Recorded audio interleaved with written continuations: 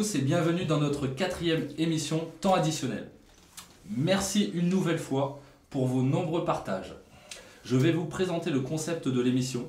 Nous allons promouvoir le football amateur abbvillois et ses alentours, de la division R1 à la D6. Nous parlerons également des différents sports abbvillois. Aujourd'hui, nous sommes dans les locaux de Télébetsum, le média de proximité et participatif de Picardie-Maritime. Donc c'est avenue Vincent Auriol dans un appartement de Betsum Habitat. Nous remercions le président Eric Berriari et Andy, donc salarié de Télébetsum, qui nous accompagnent techniquement pour cette émission. Donc, je suis accompagné de mes chroniqueurs Cathy Degouy, Sébastien Wilch, Stéphane Belvalet et enfin Charles Defer. Notre invité du jour est Monsieur Geoffrey Lorson. Bonjour tout le monde. Bonjour Geoffrey. Dans notre sommaire, nous aurons les résultats de la R1 à la D6, une petite parenthèse aussi sur la Coupe de France, parce que c'était une journée particulière avec du championnat et de la Coupe de France, l'interview vocale, la séquence micro-café, et enfin, la chronique Balance ton sport. Donc, pour vous remercier par vos nombreux partages sur les réseaux sociaux, aujourd'hui avec toute l'équipe de Temps additionnel et un de nos sponsors, nous avons décidé de vous faire gagner le jeu FIFA 2021 qui sort cette semaine, donc, et de vous l'envoyer chez vous. Pour ça, c'est très simple. Il vous suffit de répondre à cette question. En quelle année a été inauguré le stade Paul Delic? Petit indice, la réponse est dans la séquence Balance ta culture de la semaine dernière. Mettre la réponse dans le commentaire de notre émission et partager l'émission d'aujourd'hui. Seb, à toi de jouer. Merci Julien, bonjour à tous. Alors aujourd'hui, une fois n'est pas coutume, petit focus sur les clubs du coin qui sont encore en lice en Coupe de France. Donc voilà, donc on déroge un petit peu à la règle. On va couvrir des clubs qu'on n'a pas l'habitude de couvrir. Donc le premier match qu'on a choisi, Julien, donc un match de Coupe de France qui opposait Saint-Valery-sur-Somme, une D1, face à Beauvais, une Nationale 2. Donc 5 divisions d'écart pour ce 4e tour de Coupe de France.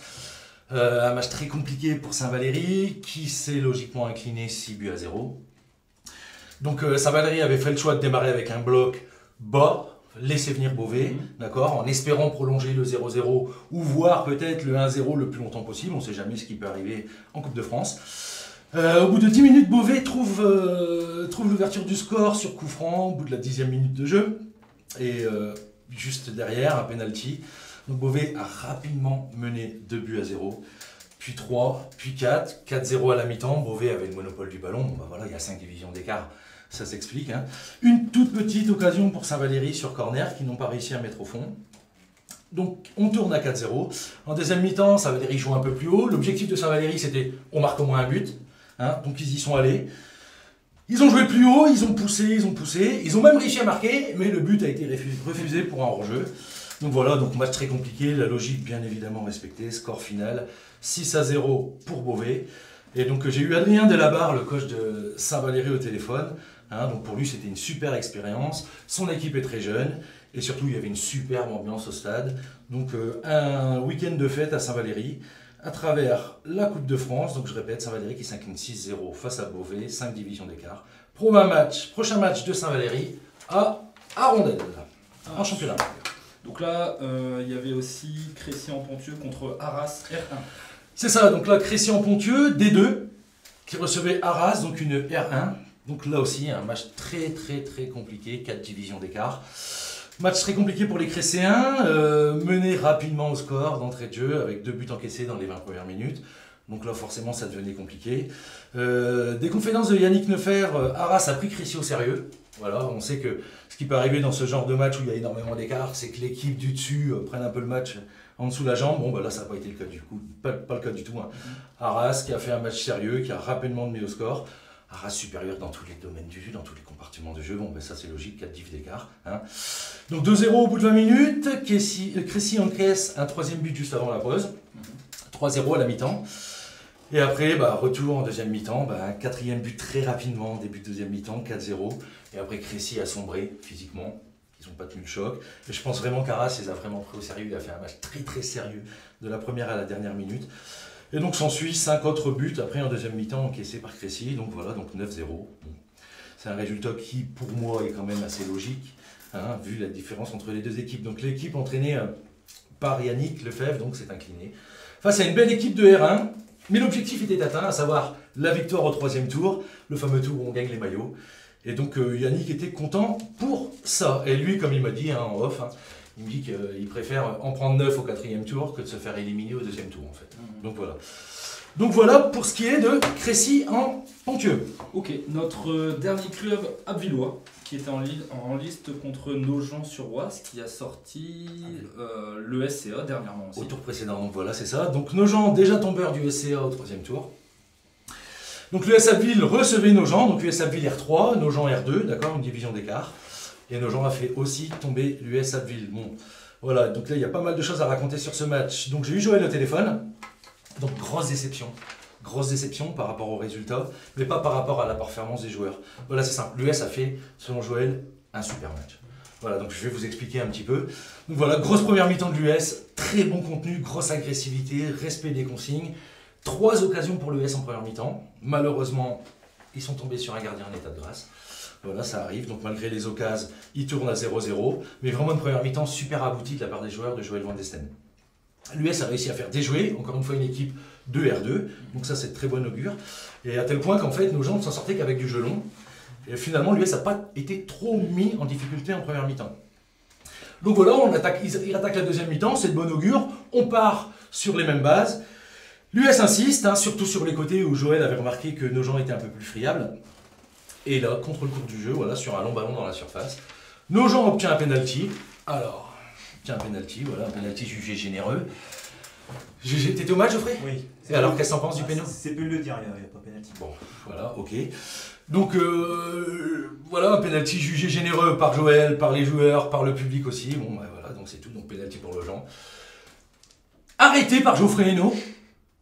Et, rebondissement incroyable, voilà, l'arbitre a décidé de refaire retirer le pénalty parce qu'il estime que Geoffrey est parti avant le coup de pied. Donc voilà, pénalty retiré, pénalty transformé, 1-0. Et, donc et en plus, Joël me dit que ça a pris beaucoup de temps, il s'est passé au moins 3-4 minutes entre la décision. Voilà, j'imagine que tout le monde n'a pas été d'accord. Attroupement, on fait tirer un pénalty arrêté par le gardien. Alors là, il décide de refaire retirer, donc j'imagine la bombe là. Donc voilà, tout ça, ça a pris du temps, un peu dans le match, ça a cassé un peu même le rythme du match. Mais donc voilà, penalty retiré et transformé, donc Nogent mène 1-0. Et donc, bah voilà, donc un petit coup au moral pour les joueurs de l'US. Mais bon, ils retournent au charbon, voilà, on y va, deuxième mi-temps. On a pris un but, c'est pas grave, on va y aller, a priori. Enfin, de toute façon, l'US maîtrisait les débats, donc ils se sont dit pourquoi pas égaliser. Et là, courant deuxième mi-temps, un deuxième penalty pour Nogent. Là, il y a penalty. Bon, voilà, c'est ce qu'il me dit Joël. Il me dit le premier est discutable, le deuxième beaucoup moins, un peu moins. Donc voilà, deuxième penalty pour Nogent, transformé, 2-0. 2-0, Joël, selon lui, il me dit la laisse était dite. Donc malgré ça, Joël est quand même satisfait du contenu, de l'implication des joueurs, du respect des consignes, même de la qualité de jeu proposée par cette équipe de l'US. Je rappelle, Nogent joue une division au-dessus, mais il regrette les occasions en première mi-temps. Ouais. Selon lui, ils auraient dû mener au score, et si tu mènes au score dans ce genre de match, en plus quand tu as le ballon, si tu mènes au score, bon, c'est un peu plus simple à gérer. Et on se le dit à la mi-temps avec Joël, c'est le premier qui va ouvrir le score, qui va l'emporter, et puis le match bascule sur cette décision d'arbitrage. Ouais, c'est tout à fait ce qu'il m'a dit, ça a vraiment été la bascule du match. S'ils avaient mis au score, ça aurait été différent. Alors voilà, alors Joël, grosse amertume pour Joël sur l'arbitrage. Selon lui, voilà, l'arbitre a volé la qualif à l'US avec 2 pénaux, dont un très généreux. Encore une fois, le premier est tellement primordial, premier but marqué dans un match comme ça.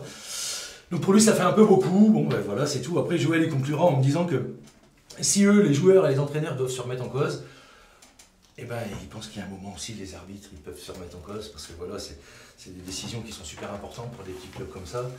Après, l'arbitrage, ça reste tendancieux, mais il faut quand même se mettre à leur place par rapport à la Ligue 1. Tu vois, ils n'ont pas la VAR, ils sont pas aidés non plus. Tu as le côté folklore derrière, même si j'ai pas vu le match et que je dis pas qu'il n'y a pas péno ou autre. Mais c'est vrai que par moment, il faut aussi défendre les arbitres et leur donner des conditions pour les aider au quotidien. D'accord, c'est dur d'arbitrer, mais et on dit souvent qu'en plus les erreurs d'arbitrage, un petit peu sur toute une saison, des fois les décisions elles sont contre toi, des fois elles sont pour toi. Bon, le problème c'est que là, il estime que la décision elle est un peu contre lui, mais sur un match aussi important. Et il aurait préféré que ce penalty soit sifflé en championnat et se qualifier en Coupe de France. Bon, voilà, malheureusement, c'est des choses qui arrivent. J'espère vraiment que ils auront des décisions un peu plus favorables pour eux sur la suite du championnat. Prochain match de l'USA Bulls qui se déplacera à Chantilly pour affronter la réserve la semaine prochaine. Ok. Maintenant, dernier résultat, le petit poussé Alencourt qui recevait Fréville-Escarbotin. Alencourt, Fréville-Escarbotin, donc Alencourt Détroit. Fréville, un ancien club dans lequel tu as joué, hein, R3. Score final 2 buts partout. Et Fréville s'impose au tir au but, 5 tirs au but à 4. Alors, a priori, le match aurait dû être déséquilibré. Hein, il y a 3 divisions d'écart. Mais pas tant que ça finalement. Donc là, ce qui est super, c'est que j'ai eu le retour des deux coachs. Et vous allez voir qu'en fait, c'est bien, ils ont joué le jeu, il n'y a pas de langue de bois. Et en fait, ce que dit l'un, ça corrobore un peu ce que dit l'autre, vous allez voir. Donc je commence par Olivier Fréville, le coach de Fréville-Escarbotin. Donc voilà, Olivier est très déçu de la performance de ses joueurs. Très clairement, il n'a pas mâché ses mots. Voilà. Même si Fréville menait 1-0 à la pause, il n'est pas du tout content de ce qu'il a vu. Même le premier but, bon, il est un peu heureux selon lui. Mais bon voilà, 1-0 à la pause. En plus, Alencourt, le gardien se fait expulser en première mi-temps. Donc Alencourt joue à 10, plus d'une mi-temps. Donc voilà, donc là, Olivier regrette que ses joueurs n'aient pas fait la différence avant justement, au moment où ils étaient en supériorité numérique. Donc ça c'est vraiment le regret, vous allez comprendre pourquoi après. Donc 1-0 à la mi-temps, deuxième mi-temps, retour des joueurs. Et le retour des joueurs de Fréville, des mots d'Olivier, hein. Sans idée, sans envie. Voilà, donc en fait Fréville a loupé son match. Donc voilà, 1-0 à la mi-temps, et donc on rattaque la deuxième, et des dires d'Olivier, voilà, l'égalisation d'Alencourt est juste logique. Voilà, Alencourt, ils sont arrachés, les efforts et tout machin, ils ont réussi à égaliser, donc génial quoi. Mais donc voilà, lui, Olivier, malgré la performance très moyenne, il est un peu heureux de mener au score en première mi-temps. Et voilà, et donc en deuxième mi-temps, il rattaque, donc 1 partout. Fréville arrive à marquer sur corner, encore une fois, bon, un petit but un peu entaché, enfin, voilà, d'une petite faute peut-être sur le gardien d'Alencourt. Enfin bon, c'est toujours compliqué quand on n'a pas vu les images. Donc Fréville qui mène 2-1. Et donc là, Alencourt se rue vers l'attaque, arrive à égaliser, 2 partout. Donc j'imagine la fiesta à Alencourt, donc 2-2. Et donc finalement, Fréville qui s'impose 5 tirs au but à 4. Sur la séance des tirs au but contre Alencourt. Donc Olivier estime que ses joueurs n'ont pas du tout été à la hauteur de l'événement, mais alors pas du tout. Et selon lui, Alencourt méritait plus que Fréville-Escarbotin. Donc c'est sympa d'avoir un coach comme ça qui est honnête et lucide sur la performance des joueurs. Donc malgré la prestation moyenne des joueurs, Olivier retient quand même la qualification pour le 5e tour, ce qui n'était plus arrivé depuis un long moment à Fréville-Escarbotin. Et donc Olivier a une pensée pour le président, les joueurs, les dirigeants, et précise que l'objectif c'est le championnat, et non pas bien sûr la Coupe de France, bien évidemment qu'ils ne vont pas la gagner. Mais que, en fait, Olivier, il est un petit peu inquiet sur la poursuite du championnat. Et en fait, il faut absolument que Fréville se serve de ce match comme un exemple à ne pas reproduire. D'accord. Tout simplement. Donc l'autre version, Jean-Christophe. Alors lui, Jean-Christophe, bon, on a toute autre ambiance. Hein. JC, il est content d'être passé tout près de l'exploit. Jean-Christophe 2, le coach d'Alencourt, tout près de l'exploit. Je rappelle, 3 divisions d'écart. Alencourt démarre à 5 derrière. Voilà, il s'attendait à être acculé. Ça n'a pas été trop le cas, finalement. En première mi-temps, Fréville marque sur quasiment leur seule occasion. Donc 1-0, et Jean-Christophe était un peu surpris de la qualité de Fréville-Escarbotin. Et en plus, à 10. Bon, alors 1-0 à la mi-temps, gardien expulsé. En deuxième mi-temps, Alencourt, il se rue vers l'avant. Ils arrivent à égaliser, comme je vous l'ai dit tout à l'heure, hein, malgré le fait d'être en infériorité numérique.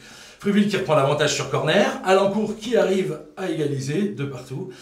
Parce qu'en fait, à 2-1, Jean-Christophe il s'est dit voilà, on passe à 3 derrière, et puis on y va, quoi. Le va-tout, on tente tout, le tout pour le tout, et ça a marché, les efforts récompensés. Un pénalty à 5 minutes de la fin transformé. Donc voilà, 2-2, on connaît la suite, la victoire de Fréville. Donc Jean-Christophe, très fier des joueurs, très fier aussi d'avoir géré une équipe qui a tenu la dragée haute à une équipe de R3, en plus en étant réduit à 10, voilà. Même si il a conscience aussi que Fréville a loupé son match. Ok, mais c'est toujours intéressant, voilà, quand il y a beaucoup d'écarts comme ça, surtout d'écarts entre les deux clubs, quand le plus petit arrive à tenir la dragée haute au plus gros. Donc voilà, donc il tenait à remercier ses dirigeants, son président en particulier, Didier Malherbe. Ils sont très contents d'avoir obtenu les maillots, hein, c'est souvent ça dans les petits clubs, hein, c'est le premier objectif, obtenir les maillots. Et ils sont conscients d'être passés tout près de l'exploit. Voilà Julien. Avant de te redonner la parole, je voudrais remercier vraiment tous les coachs qui ont joué le jeu. D'accord? Donc Joël, lui Joël, chaque semaine, il n'y a pas de souci, il nous donne des retours. Mais surtout Adrien Delabarre, coach de Saint-Valery, Yannick Lefebvre, le coach de Crécy-en-Pontieux, Jean-Christophe II, le coach d'Alencourt, et Olivier Fréville, le coach de Fréville-Escarbotin. Ils m'ont fait des résumés mortels, ils ont joué le jeu, et ça je les remercie. C'est vraiment un grand plaisir de pouvoir faire une émission quand on a le retour comme ça des coachs et tout. C'est vraiment super, un grand merci à eux. Ok, Voilà, merci Seb pour l'analyse de la Coupe de France. Donc Alencourt, on l'avait dit lors de l'émission de la semaine dernière, c'est vraiment une équipe à suivre et on l'a encore vu hier. Nous allons passer donc à la séquence dédicace. C'est parti. Bonjour à tous, c'est Aymeric Dudouis. Pour tous les amoureux du football, je vous conseille de regarder l'émission Temps additionnel. Elle est super intéressante. À bientôt. Donc merci à Aymeric Dudouis, joueur de Ligue 2 à Dunkerque, qui font un bon début de championnat dans la Ligue 2. Donc merci à lui pour sa petite dédicace, c'est super sympa. Geoffrey, est-ce que tu peux te présenter justement pour ceux qui ne te connaissent pas? Oui, bien sûr. Alors Geoffrey Lorson, j'ai 27 ans. Alors mon parcours a débuté à l'AS Montant, mon club formateur, où j'ai passé 6 saisons. Je suis ensuite parti pour rejoindre le SC Abbeville, où j'ai continué ma formation. J'ai passé 10 saisons au SC Abbeville. J'ai ensuite suivi Joël Van Desten à Fribourg-Escarbotin, où j'ai passé 5 saisons. L'année dernière, donc, j'ai signé à l'US Abbeville, où j'ai passé une saison qui a été pas mal chahutée par les intempéries, mais aussi le Covid. Et donc depuis cet été, je suis de retour dans mon club formateur, à l'AS Montant, en tant qu'entraîneur-joueur, en binôme avec Jean Grissel. D'accord, ok. Seb, on passe à l'interview vocale ou t'avais pas une question avant? Moi j'ai juste une petite question à te poser, Geoffrey. Vas-y. Voilà, tu as joué au SCA, en Ligue, hein, je me souviens, avec Jérôme Dutil. Tu as joué en Ligue à Fribourg-Escarbotin. Tu as joué en D1 à l'US qui jouait la montée en Ligue. Tu as 27 ans. Oui. Est-ce que tu peux m'expliquer la démarche, hein, comment t'es venu l'idée, alors que tu es à un âge où tu pourrais encore jouer à un bon niveau, et comment t'es venu l'idée de reprendre donc, le club de ton enfance, hein, je viens de comprendre, mais voilà, comment est-ce que, je voudrais que tu nous expliques un petit peu la démarche pour abandonner le côté joueur à un bon niveau, pour reprendre un club au niveau le plus bas qui soit. Alors, cette question-là, on me l'a posée à de multiples reprises. J'imagine. En fait, le dilemme, il était simple. L'année dernière, donc, on était à l'US Abbeville, un club ambitieux qui a un effectif de qualité très bien structuré, voilà, de très bons dirigeants. Et on a appris au début de la saison dernière que le club de Quedo était mis en sommeil. Donc plus d'équipe senior, il était maintenu en vie par une équipe vétéran. Et donc à l'orée de la saison 2020-2021, il y avait deux solutions. Soit le club repartait avec une nouvelle équipe senior, soit il disparaissait dans l'anonymat le plus profond après 84 ans d'histoire. Et pour Jean et moi, c'était pas concevable en fait. C'est notre club de cœur, c'est le club qui nous a appris le football, et en fait on s'est retrouvé donc face à un dilemme. Soit rester à l'US Abbeville, essayer de jouer en R3 avec un coach qu'on connaît très bien, dans une équipe où on prenait énormément de plaisir, soit on faisait un sacrifice sportif et on allait sauver notre club de cœur. Donc on a beaucoup réfléchi, on s'est consulté avec Jean, et puis finalement voilà, on s'est lancé dans le projet. Alors initialement on devait repartir en D5 si on se réfère au règlement. Le district en a décidé autrement pour des raisons qui ne nous ont jamais été données.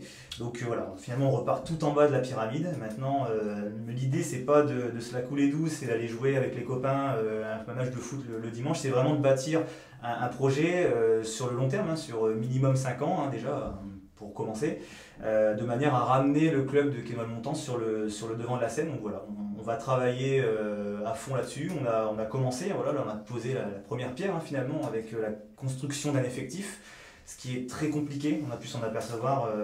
On a bossé, on a passé des heures carrées au téléphone, et je pense qu'on ne s'attendait pas à ce que ce soit aussi difficile de bâtir un effectif, entre les non-mutés aussi, on a le droit maximum à 6 mutés, et puis voilà, trouver des joueurs qui sont d'accord pour venir jouer à ce niveau-là.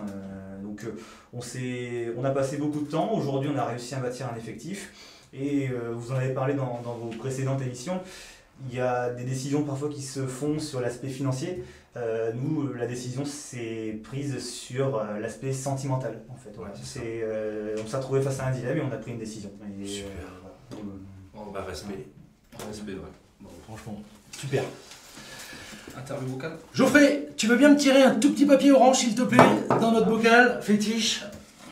Tu me sors un numéro et je te cuisine. Numéro 9. Numéro 9. Oh, Geoffrey, ton meilleur souvenir dans le football? Mon meilleur souvenir dans le football, je te dirais les 3 montées la première année où je suis arrivé à Fribourg avec Joël. On a vécu une année exceptionnelle. Voilà, il y avait un effectif 3 montées, tu veux dire les 3 équipes les du club 3 qui montent équipes sont montées, Ok, tout à fait. d'accord. L'équipe première est montée donc d'excellence à l'époque à R3, Ouais. donc c'était D1 maintenant, D1 et R3. Et l'équipe réserve et l'équipe C étaient également montées. Donc voilà, ça avait été une année vraiment exceptionnelle. Et puis c'est l'effectif de cette année-là à Frieville qui était vraiment, vraiment incroyable. Et les souvenirs sont toujours là. Donc voilà, c'est mon plus beau souvenir en tant que footballeur. Très bien, très clair. Un deuxième petit papier, s'il te plaît, Geoffrey. Alors, le numéro 3. Numéro 3. J'ai la réponse, tu nous l'as dit tout à l'heure. Ton coach préféré? Bah oui, évidemment, c'est Joël Landester. Ouais, tu peux nous dire pourquoi. Voilà. Joël, c'est un coach que j'ai eu donc, en 15 ans à Abbeville. Et qui ensuite a suivi notre génération. Donc, on l'a eu en 15 ans, il nous a suivi en 17.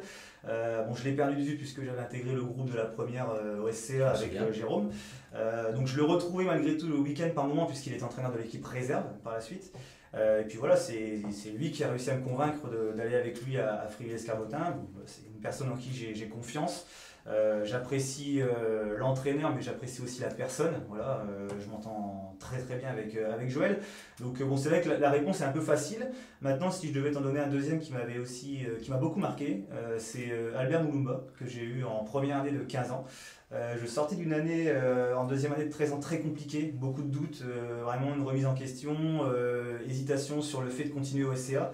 Et cette année-là, vraiment, métamorphose physique, technique, enfin voilà, c'était un entraîneur qui m'a fait énormément progresser. Donc voilà, comme la réponse était facile par rapport à Joël, voilà, je t'en donne quand même un deuxième qui m'a beaucoup marqué et qui m'a beaucoup aidé aussi. Albert, moi aussi, j'ai eu l'occasion de le côtoyer quand il entraînait la réserve du SCA. Enfin, un petit coucou Albert, quelqu'un d'une extrême gentillesse, qui connaît super bien le football, un entraîneur génial. Merci Geoffrey de t'être livré aux questions vocales. Avec plaisir. Alors, à mon tour, Geoffrey. Moi j'ai une question, tu parlais de bâtir un groupe et autres. Là on a vu votre performance en début de championnat, en Coupe de France. Est-ce que tu peux m'expliquer ce qui s'est passé avec la Coupe de France et le 3e tour que vous n'avez pas joué? Ouais. Alors, en effet, lorsqu'on a repris l'entraînement le 1er août, le message il était clair pour le groupe. On avait en ligne de mire le 30 août et le premier tour de la Coupe de France. On avait une grosse déception par rapport au fait de devoir repartir en D6, donc de perdre un an alors qu'on devait repartir en D5. Donc on misait vraiment tout sur la Coupe de France, puisque voilà, c'est la plus belle des compétitions pour les amateurs. C'est celle qui te permet, qui permet de faire parler de toi, hein, concrètement. Donc on avait vraiment misé notre préparation exclusivement sur ce match, premier tour de Coupe de France. Donc on gagne contre Vron, une équipe qui était au-dessus d'une division. On gagne 9-0. On passe au deuxième tour, on élimine Lompré, les Corsins, qui est joué 2 divisions au-dessus en gagnant 8-0. Donc voilà, on arrive au 3e tour, on attendait le tirage avec impatience, hein, évidemment. Et donc on tombe, voilà, super tirage puisqu'on tombe sur Valois-Mulsien, qui est une équipe de l'Oise très ambitieuse, qui est en régionale 1 et qui vient de monter à 6 reprises sur les 9 dernières années. Donc, qui suit un petit peu les traces de Chambly, j'en ai parlé un petit peu avec leur président. Et donc voilà, pour nous, exceptionnel. Enfin, voilà, 8 divisions d'écart, enfin, ça aurait été une fête du football. Donc bon, on va jouer notre premier match de championnat à Cambron. Le jeudi qui suit, on reçoit un coup de téléphone du club de Cambron qui nous indique qu'un de leurs joueurs a été testé positif au Covid-19. Donc bon, voilà, la suite, comme le joueur a déclenché des symptômes moins de 48 heures après notre rencontre, il devait donner les coordonnées de tous les joueurs qui étaient présents ce jour-là, ainsi que des dirigeants. Donc, le vendredi après-midi, on a été contacté un par un par la CPRM, donc qui nous a demandé de nous faire tester au plus vite et de rester en isolement jusqu'à ce qu'on obtienne les résultats du test. Donc bon, on est vendredi après-midi, il faut obtenir une ordonnance du médecin traitant pour pouvoir se faire tester. Il faut prendre rendez-vous et il faut attendre les résultats. Donc quand on met ça bout à bout, il était impossible qu'on ait les résultats pour le dimanche à 15h. Donc le président de notre club contacte la CPRM en exposant la situation et ils nous répondent très simplement que c'est prendre un risque important de jouer le match sans avoir été testé et qu'il faut contacter l'organisateur du match pour pouvoir le décaler. Donc on prend contact avec la Ligue, on leur expose notre situation. Ils nous expliquent qu'un match de Coupe de France ne peut pas se décaler, ils ont été catégoriques, hein, voilà, il n'y a pas de passe-droit, on ne peut pas décaler la Coupe de France. Donc ils nous disent qu'il faut mettre une autre équipe, oui, sauf qu'on est 20 joueurs seniors, donc moins 14, il ne restait plus que 6 joueurs qui avaient le droit, entre guillemets, de jouer. Ils nous disent, voilà, si vous ne pouvez pas mettre d'équipe, il faut que vous fassiez forfait. Donc nous, on se retrouve à devoir faire forfait parce que bon, il faut faire preuve de civisme, on est dans une situation sanitaire qui fait que le civisme doit prendre le pas sur tout ce qui est aspect sportif et financier. Et donc on décide évidemment de faire forfait. Donc on a été énormément déçus forcément parce que c'était le match de l'année. Ce week-end-là, il fait un temps superbe. Enfin voilà, on aurait eu beaucoup d'entrées, on aurait fait tourner la buvette. Enfin, concrètement, un petit club comme le nôtre, la perte financière, elle est hyper importante. On a un budget qui est très serré. Enfin voilà, on essaie de s'en sortir et un match comme celui-ci peut y contribuer. Donc voilà, on se retrouve éliminé sur tapis vert. Les joueurs, forcément, tu les ramasses à la petite cuillère après une nouvelle comme celle-ci. Et bon, on n'a pas pu décaler le match donc par rapport à une situation dont on était victime. Voilà, ça aurait pu arriver à n'importe quel moment, ça arrive au mauvais moment et bon. Il n'y a pas forcément eu l'écoute qu'on attendait sur le report du match. Enfin, voilà. Donc bon, voilà, les joueurs, maintenant il faut rebondir. On l'a fait en championnat depuis 2 journées. Mais voilà, ça a été un moment très difficile. D'accord. Écoute, merci Geoffrey pour ton retour. Bébel. Alors on va débriefer le match D2 groupe A. US Abbeville 2, SC Pont-Rémy. Donc l'US Abbeville 2 gagne 3-2 contre Pont-Rémy. Buteur pour l'US Théo Cornu, Valentin Mouillard, Antoine Paillet, le protégé de Stéphane Deveau de la semaine dernière. Buteur pour Pont-Rémy, Gabriel Mbondo, Renaud Marquet. Donc les mots de Johan Deren, coach de l'US, il est content du résultat, il s'attendait à un match plus dur dans l'engagement au vu de ce que Pont-Rémy avait démontré contre l'équipe première de l'US en Coupe de France. Mais au contraire, ils ont maîtrisé et même si Pont-Rémy revient à 3-2 en fin de match, il se dit satisfait de l'application et de son club, de son groupe jusqu'au bout, quoi. Mon retour, voilà. Nous n'avons pas su marquer lors de nos moments forts et contrairement, on s'est fait punir sur chaque moment fort qu'on a eu pour mettre au fond. Tout qu'on fait, c'est l'US qui a marqué. Après la pause, on reprend un 3e but, mais au lieu de nous affaiblir, ça nous a plutôt réveillés. Et avec un sursaut d'orgueil, on revient à 3-2. Mais trop tard, la messe était dite, on n'a pas eu la balle pour faire 3-3. On n'a pas réussi à revenir avec les points de l'US. On doit absolument rebondir ce week-end face à Valine. D'accord, donc gros derby, Valine-Pont-Rémy, c'est vraiment un Pont-Rémy, gros Valine. derby. Pont-Rémy-Valine. Et le week-end d'après, on va à Valine en Coupe de Somme. Ça va être sympa. Intéressant. Ça va être très sympa. Toujours en D2 groupe A, Mianet 2, Oisemont, un partout. But Kevin Boral, pareil, un superbe but. Un coup franc, un très beau coup franc.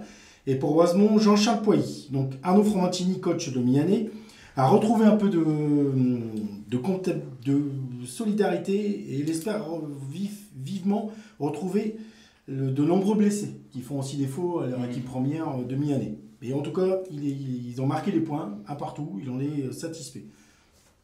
Par rapport à la défaite de la semaine dernière où 7-2 face à Fressenville. L'envie n'y était pas, ils ont mis des choses à plat et là du coup donc ça ils font match nul, mais l'état d'esprit était déjà mieux et il est au moins content d'avoir retrouvé ça.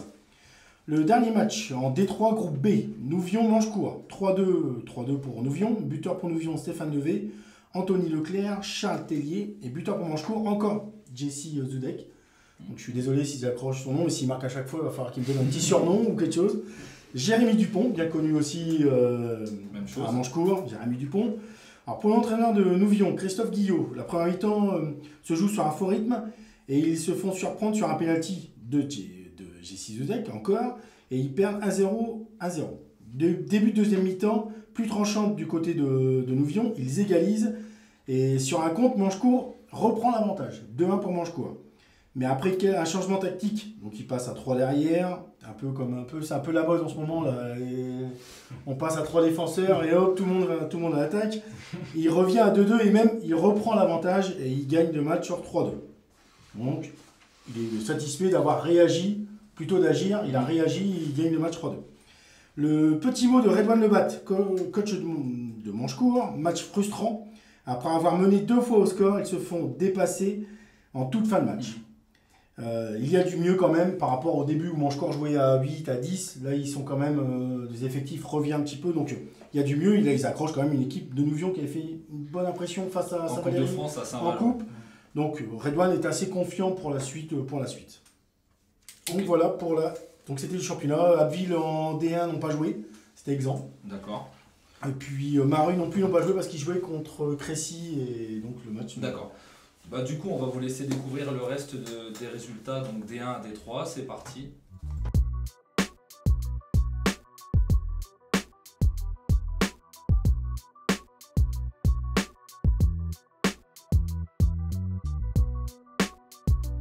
Donc voilà, vous avez découvert les résultats D1, D3. Maintenant, on passe à l'interview vocale. Allez, Geoffrey. 5. Question numéro 5. Comment tu organises ton quotidien le jour du match? C'est superstition, ce genre de choses. Très simplement, voilà, on mange des pâtes le midi avec une ou deux tranches de jambon. Voilà, rendez-vous toujours 1h15 avant le coup d'envoi. Pendant 15 minutes, on boit un café, on discute, on va dans le vestiaire à partir de 14h, on s'habille tranquillement avec la musique, on discute entre nous. Causerie, puis on va s'échauffer vers 14h30, voilà, à 30 minutes du match. Retour au vestiaire 5 minutes avant, puis voilà, on enchaîne. Mais pas de. Pas de superstition, quoi. Alors si, Si, je suis alors, très tu le dis toqué. pas. Je suis très Tu le toqué. dis Ah pas. si, je peux le dire, si, je suis très toqué. C'est toujours quand je mets le protège tibia, je commence toujours par la jambe gauche, la chaussette aussi, le pied aussi, la chaussure aussi. Enfin, ah non, si, je suis très toqué. Je suis très toqué. Le samedi soir, pas de sortie. Ah si, Pas ça de- arrive quand même. Ça arrive quand même. Vas-y, retire un petit papier. Alors, la 4. Le joueur qui t'impressionne le plus dans ton club. Donc là, c'est une création de club, c'est pas évident, mais. C'est Jean Grisel. Petite dédicace. Non, c'est. Bah oui, Ouais, vas-y, c'est vas-y. c'est voilà, c'est un très très bon joueur qui lui aussi a fait un gros sacrifice sportif pour venir reprendre le club avec moi à Quesnoy. Donc oui, non, c'est un très très bon joueur. Voilà. Merci. Ok. Maintenant, Geoffrey, donne-moi le nom d'un joueur donc, que tu souhaites avoir dans ton effectif, là où sur lequel voilà, tu aimerais qu'il intègre ton équipe maintenant, à l'intersaison, qui est dans un autre club. On voudrait le joueur sur lequel tu flashes. Il y en a beaucoup, mais voilà, je vais prendre un joueur de ma génération avec qui j'ai passé aussi de très bons moments en jeune, c'est Quentin Vacossin, voilà, qui est parti à Auvilliers, un peu comme nous finalement, il a fait le choix du cœur, c'est son club d'origine, avec beaucoup de membres de sa famille. Voilà, c'est un joueur qui est excellent et forcément avoir un joueur comme ça dans son effectif, ça change pas mal de choses. On aura l'occasion d'en parler tout à l'heure de Quentin Vacossin, justement, dans le Game of the Week, parce que on en reparlera après. Ok. Maintenant, Charles, on passe à la séquence micro-café. Ouais. C'est parti, micro-café. Donc, on a été dans un café, on a demandé le meilleur souvenir en Coupe de France du patron. Donc là, je vous laisse découvrir les images. C'est parti. Yannick, est-ce que tu peux me donner ton meilleur souvenir en Coupe de France? Mon meilleur souvenir, c'est Nantes-Calais, avec l'ouverture du score de Jérôme du titre, un mec de mon village, pour Élie. Et l'événement marquant de cette finale, c'est que Landreau invite le capitaine de Calais à soulever la coupe. C'est un geste de fair play qu'on voit pas souvent en ce moment. C'était qui le capitaine? Landreau, Landreau. Et ça, c'était en quelle année? en 2000. 2000. Donc ça, c'est vraiment le fait marquant. Bah ouais, surtout quand un mec de notre village, la fierté du village. Ça a été le seul buteur, quoi. Oui, parce qu'après ils ont perdu 2-1, donc à la dernière minute, Nantes marque avant les prolongations. Voilà. Ok, bah écoute, je te remercie beaucoup, Yannick. Merci à toi, Julien. Donc merci à Yannick, le patron du bar Le Petit Paradis, pour sa petite anecdote en Coupe de France. Maintenant, on passe au débrief de Charles. Donc du coup en D4 j'ai choisi le match Milancourt-Arrêt. Donc Milancourt, un promu de D5 qui enchaîne encore, victoire 8-1 contre Arrêt, donc ils sont seuls leaders. Donc leur attaquant fétiche continue d'enfiler les buts comme des perles, Valentin Béquin, un doublé. Ensuite c'est Dylan Croutel, Johan Carpentier, Morgan Leroy, Grégory Barbier, Kevin Hollen et Quentin Fortini qui marque. Et pour Arrêt, Alan Forestier. Donc ouais, Milancourt reste seul leader pour l'instant. Ils sont bien partis pour faire une belle saison cette année. En D5, j'ai choisi le match Pont-Rémy B contre Alencourt B. Donc Pont-Rémy, pareil, devient leader avec leur victoire 4-2 contre la réserve d'Alencourt. Donc les buteurs sont Christopher Cailly, Anthony Cailly, Romain Léger et Kevin Seigneur pour Pont-Rémy. Et pour Alencourt, c'est Steven Tellier. En D6, j'ai choisi le match qui me concernait. Cambron-C contre Grand-Lavier. Donc derby remporté par Cambron-C 10-0 contre Grand-Lavier. Donc Cambron prend la deuxième place du championnat derrière Quesnoy, de l'équipe de notre invité du jour. Donc ce sera sûrement un match à 2 à 3 pour le titre de champion. Quesnoy qui vous ont battu Oui. il y a 15 jours. Oui, alors à savoir que j'avais pas tout mon effectif, donc j'ai donné rendez-vous à Geoffrey au match retour. Ça tombe bien, je l'avais pas non plus. Ça promet un beau match au retour. Donc du coup voilà. Les buteurs pour Cambron sont quadruplé de Mathieu Suer, triplé de Daniel Schneider, doublé de Kevin Rich. Donc à savoir que Kevin Rich c'est le gardien de l'équipe première habituelle mais qui est blessé à la main. Et ça fait 2 matchs qu'il joue sur le champ, 2 matchs de doublé. Donc on va peut-être voir pour peut-être le reconvertir. Et le dernier buteur, Vivien Orelbeck. Voilà. Ok, merci pour ces résultats.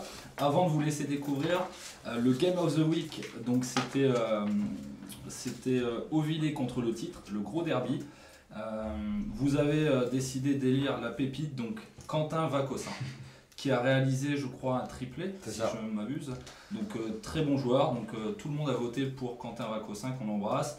Bonne saison à Auvillé, bonne saison au titre aussi. Je continue. Petit aparté au niveau du futsal, c'était la première journée officielle de futsal. Donc résultat du futsal de Cailleux-sur-Mer, victoire 11 buts à 5 contre Amiens et Touvy. Donc voilà, la dédicace avait passé, on suit le futsal donc en R2. Et une autre dédicace aussi sur le futsal, donc à Sofiane, qui est au Stade Montois, qui a monté son équipe et qui sont en R1. Ils ont gagné pour leur premier match en R1 5 buts à 3 contre le FC Martigna. Désolé pour la prononciation. Donc Sofiane, c'est fait. On suit ton club. On est tous derrière toi parce que Sofiane est un Abbvillois et on le suit vraiment. Voilà. Féminine de Oisemont, donc qui joue en Coupe de France aussi contre Chaulnes. Défaite des Templiers de Oisemont, perdu 3 buts à 2. Donc but pour les Templiers de Oisemont, Kelly Roussel et Maëla Kerbouette. Donc une nouvelle fois encore ces noms chaque semaine et elles reviennent. Donc vraiment des super attaquantes. Voilà pour la petite aparté futsal et puis foot féminin. Maintenant, nous vous laissons découvrir les résultats de la D4 à la D6. C'est parti.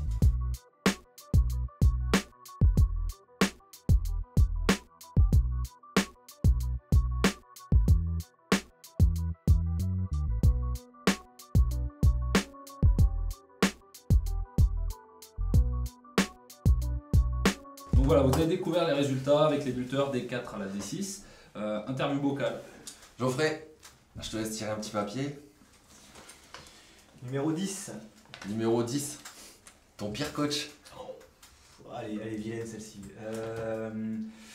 Sincèrement, je peux pas t'en donner, je peux pas te donner le nom parce que Si, il nous faut un coach quand même. Je peux pas parce que tous les coachs m'ont apporté quelque chose. Chacun dans leur style, voilà. Il y en a qui ont été un petit peu plus stricts, un peu plus exigeants, mais sincèrement, je peux pas t'en donner un parce qu'ils m'ont tous apporté quelque chose. Donc je vais pas te donner de nom.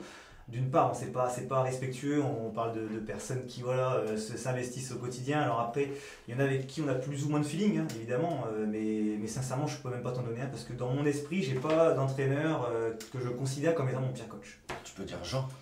Voilà, je peux, voilà. C'était pas la question donc de bois. Nous, ce qu'on veut après sur le pire coach, quand on dit pire coach justement, quel est celui, bien sûr qu'on les embrasse tous et que chaque personne qui a donné son pire coach, c'est pas pour le dénigrer, on parle avec Stéphane Deveau ou autre, c'est vraiment de savoir celui peut-être aussi qui t'a apporté le moins, quoi. Au moins avoir une personne qui a moins accroché que les autres. Autant tu mets Joël en valeur et Albert, qu'il y en a d'autres derrière qui t'ont peut-être un peu moins apporté. Voilà, je sais pas, c'est...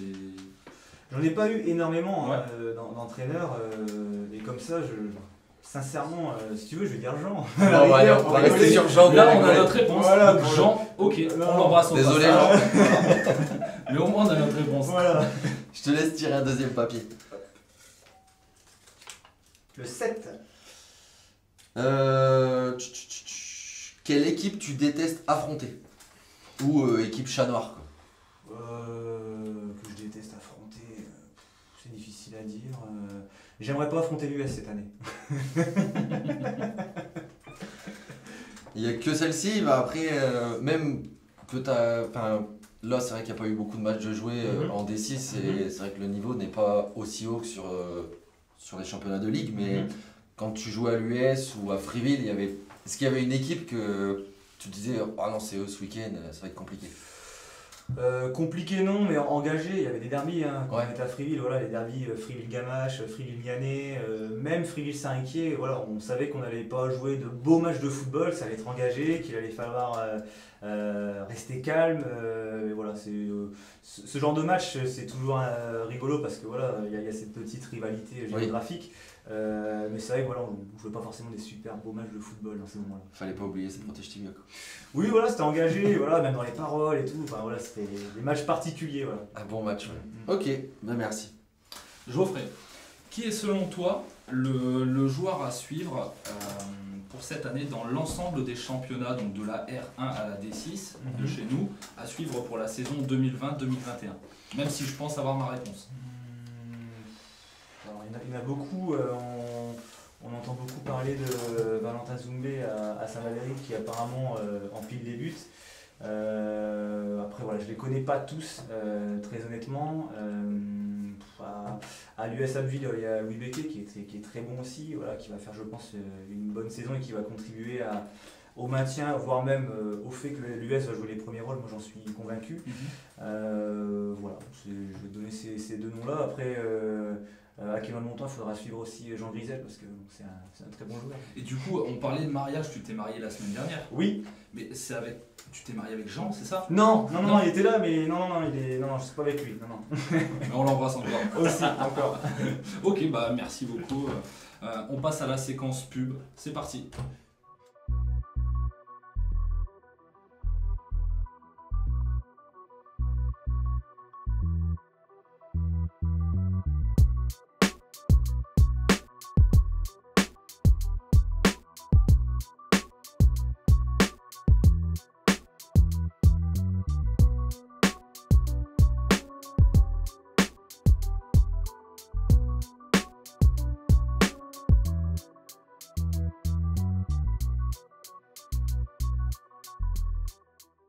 Donc voilà, on remercie une nouvelle fois les sponsors qui nous soutiennent et qui sont avec nous dans notre projet parce que voilà, ça monte au fur et à mesure.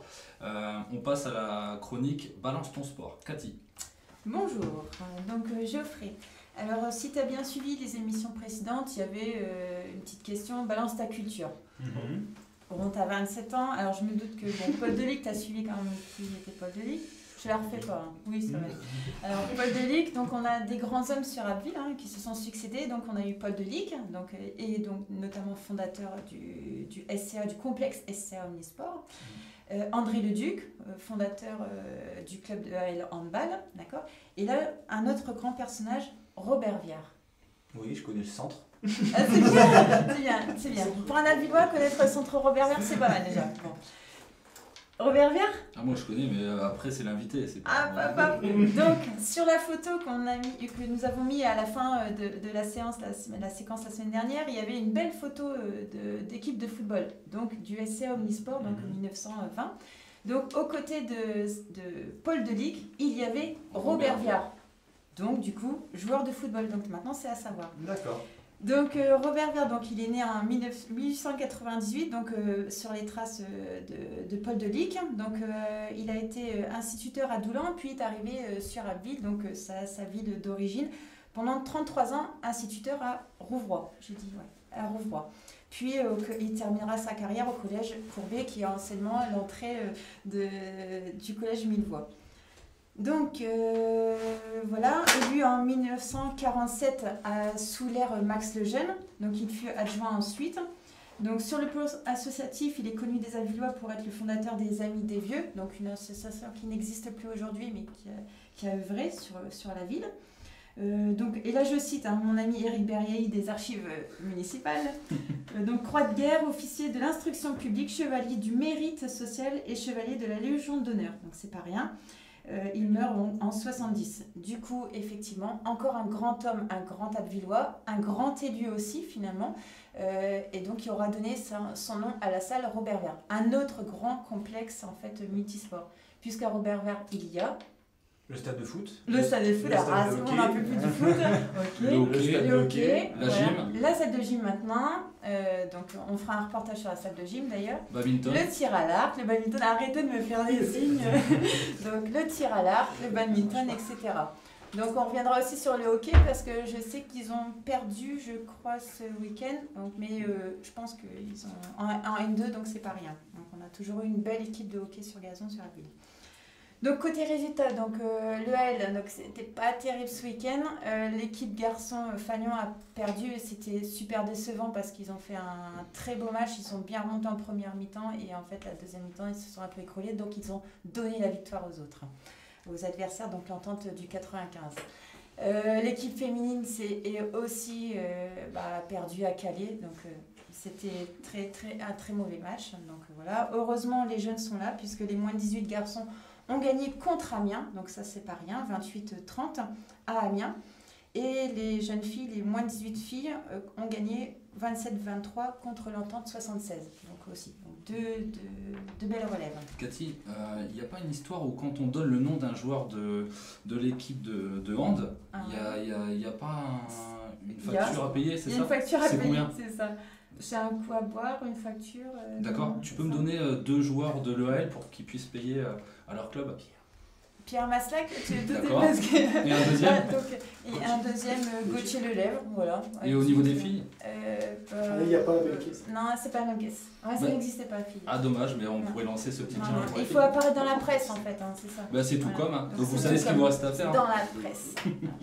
Donc côté tennis de table, malheureusement, l'équipe de N1 a aussi perdu à Torini. Donc là, c'était je pense que c'est décevant, mais c'est aussi le fait que les joueurs, à mon avis, eu un manque de préparation puisque le match était annulé, a été remis en milieu de semaine. Donc voilà, la fédération du tennis de table a dit tout et son contraire, malheureusement. Donc 8-1, c'est une lourde défaite, je pense, puisque c'était Torini était aussi en lice pour le maintien comme Abbeville, donc voilà.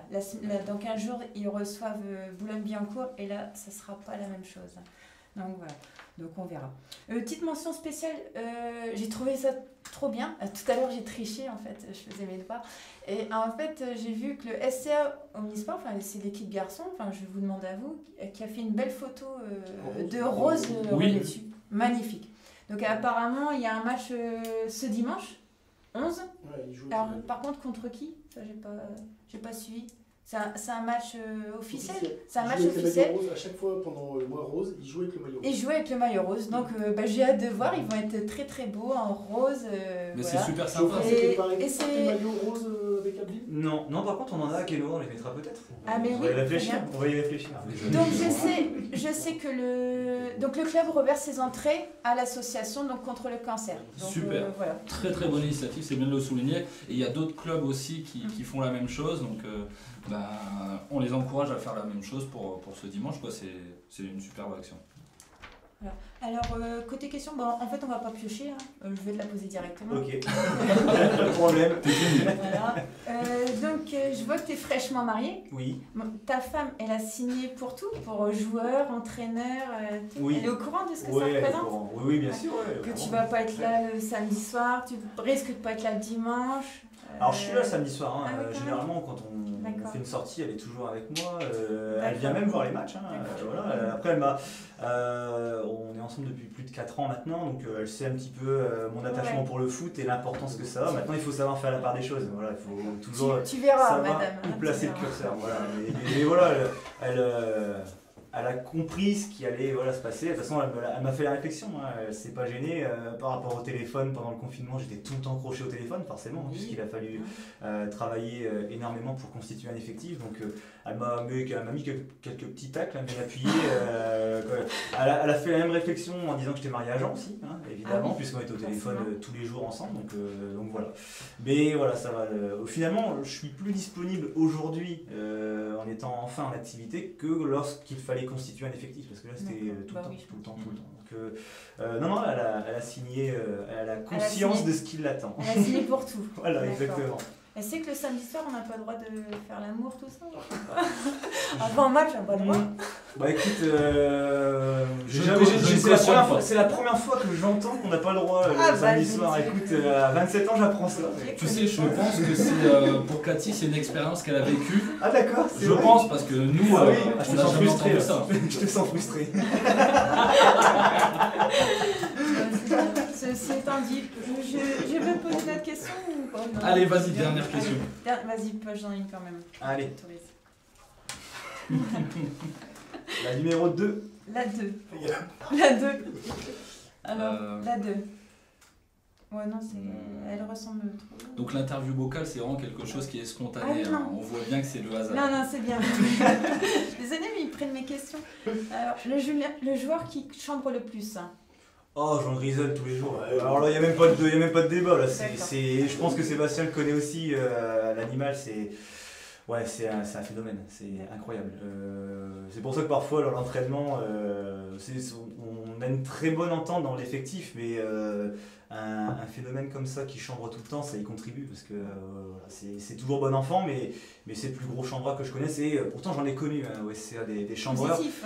Ah, bien évidemment. Mais oui, sur un terrain, ils chambrent pour titiller. Alors, pour non, par contre, non, ça, et dans l'effectif, on n'en a pas parce que clairement, j'en veux pas. Enfin, entre nous, à ce niveau-là, à un moment donné, il faut rester humble. On est au même niveau que les autres équipes, donc voilà, j'ai des joueurs qui chambrent sur le terrain, non, ça m'intéresse pas.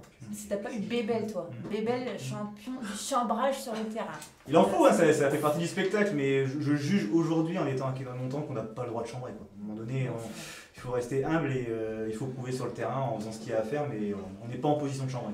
Quoi. Bon, t'as une bonne tête, ce petit Geoffrey. Une bonne tête. Ouais. Ok, merci Cathy. Geoffrey, moi je te laisse le mot de la fin. Bah, écoutez, merci à toutes et à tous. Et puis félicitations pour ce concept, vraiment qui est fort sympathique, qui permet de valoriser le football amateur. C'est vrai qu'on ne le met pas forcément assez en avant. Et vraiment, voilà, bravo à tous, à toute l'équipe. Et continuer comme ça, je pense que ça peut même se développer parce que j'ai l'impression que les clubs qui ne sont pas forcément côté Abbevillois sont demandeurs de ce type de reconnaissance. Donc voilà, bravo à vous et vraiment une bonne continuation à toute l'équipe. Merci Geoffrey. Donc notre 4e émission touche à sa fin. Je souhaite remercier donc Geoffrey Lorson pour sa disponibilité et sa participation. Vraiment merci. Nos sponsors, une nouvelle fois, donc j'insiste bien, mais ils sont vraiment très présents et ça fait vraiment plaisir. Donc Benoît Villhomme de la société Vetasport, Alios Turc du restaurant Kebab Antalya, Yann Delinière de l'imprimerie SYD à Pont-Rémy, Brahim Ben Othman de la pizzeria Seven Pizza et les 2 petits nouveaux, donc Madame Rawaj de Saveur Spira, voilà, qui nous a fait le plaisir de nous apporter des repas pour ce midi, donc on va se régaler et franchement c'est super sympa de sa part. Et monsieur donc Lacroutz de l'entreprise Média, l'interview de Selka. Donc c'est un gros média, n'hésitez pas à aller voir ce qu'il fait sur Facebook, très gentil, très sympa. Des interviews avec des joueurs de Ligue 1, de Ligue 2, enfin il y a un vrai travail dans les médias. Enfin, un grand merci une nouvelle fois pour votre fidélité. À très vite et pour une nouvelle émission. On repart du jeu. Le jeu FIFA, exactement, donc n'hésitez pas. Le gagnant sera tiré au sort, maximum dimanche. Donc répondez à la question, partagez la publication de notre émission d'aujourd'hui. Et puis on vous enverra le jeu FIFA 21, soit sur Xbox, sur PlayStation ou autre, donc ça vous nous le direz. Le nom du gagnant sera donné lundi et puis il pourra recevoir le jeu FIFA 21, donc offert par un de nos sponsors où on donnera le nom lors de l'émission de ce lundi. Maintenant j'invite mes chroniqueurs à venir me rejoindre pour cette émission. Il fait pas trop chaud en plus aujourd'hui. Et puis on vous dit à lundi prochain pour une nouvelle émission. Merci à vous, à bientôt. Merci. Allez, ciao.